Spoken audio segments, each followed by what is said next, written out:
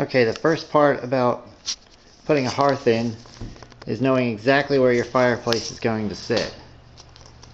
So we ran a plumb bob from the spot where we're going to put the chimney straight down. It should end up right in the middle of the chimney, or where the chimney is going to be. And that's going to be your spot, so you know exactly where your fireplace is going to sit. And you can frame out around that.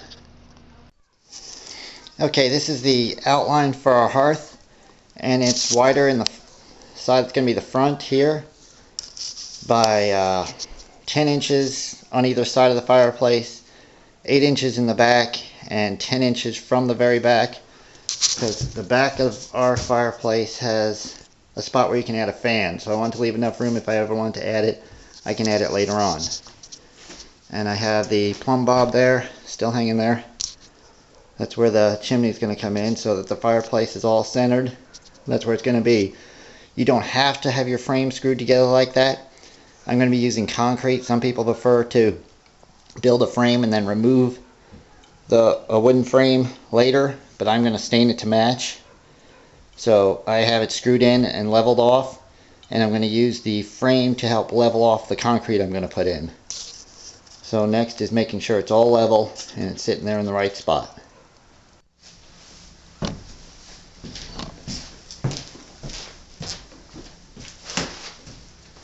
Okay, the next thing you're going to be doing is making what's called a bridge break. You're going to break the transmission of heat from your pad here that you're putting down for your fireplace through the floor. So this is a foam you can use for underneath a floating floor or a wood floor, and it works great. Some people prefer, it looks like bubble wrap with aluminum foil on both sides, that works. Some people just use tar paper or something. You just want to stop the heat that builds up on your hearth to go right through the floor. You want it to be able to stop there, otherwise, so it can come back out into the room and keep the room warm and not underneath your house. So that's what we're going to do. We're just going to cut it to fit, and you just staple it in.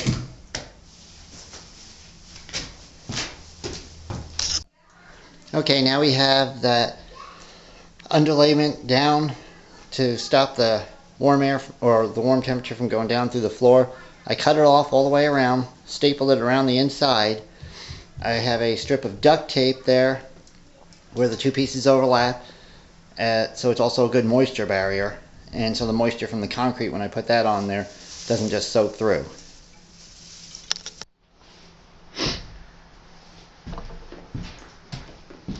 Okay, next we're going to mix up the concrete, which is what we're going to use for the hearth. Concrete mixing bucket, real easy. We have the concrete. I already put some water in there. That way when you pour the concrete mix in there, the concrete powder, the aggregate doesn't fly everywhere. I have a trowel, which we'll use to scoop it into there.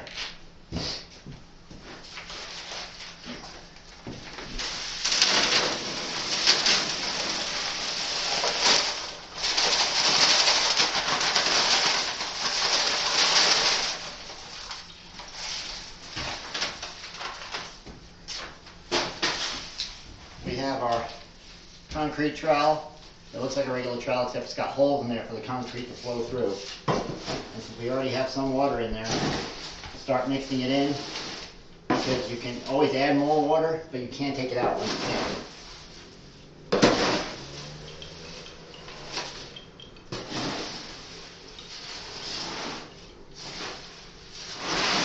And you don't want it too soupy, where it's hard, or too loose and it's just watery, but you don't want it so hard that you can't work with it.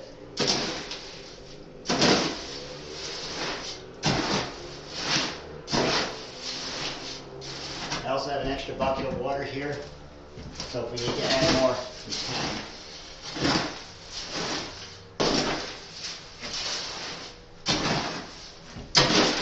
I don't know if you can see that. It's just about what we need. You want to keep mixing, you want every bit of it. You don't want any dry mix in there.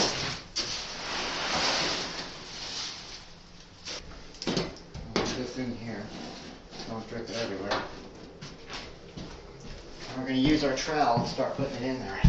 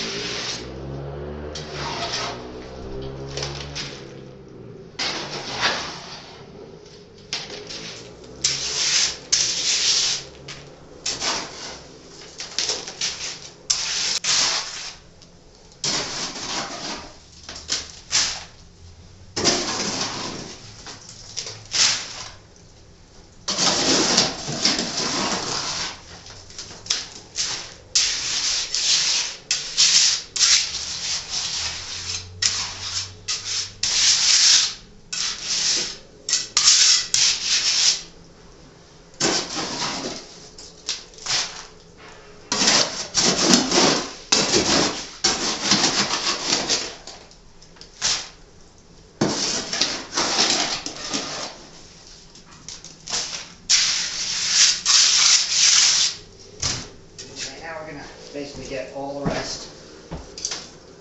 Set this outside into there.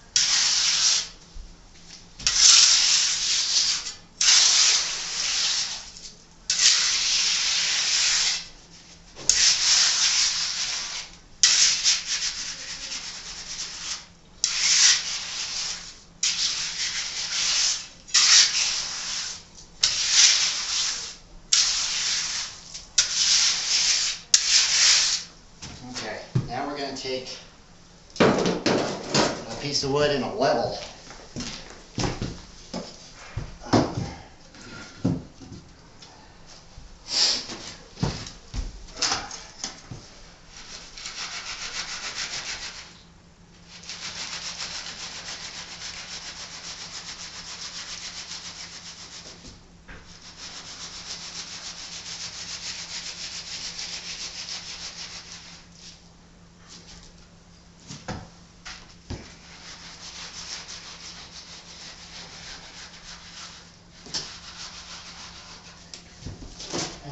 When you do it this way, you can see the levels on there.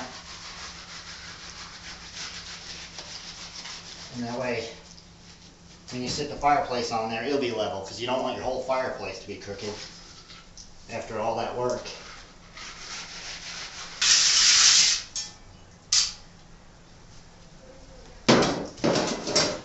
Okay, you should wait at least 24 hours for it to dry, and then you can set your fireplace on there and start enjoying it.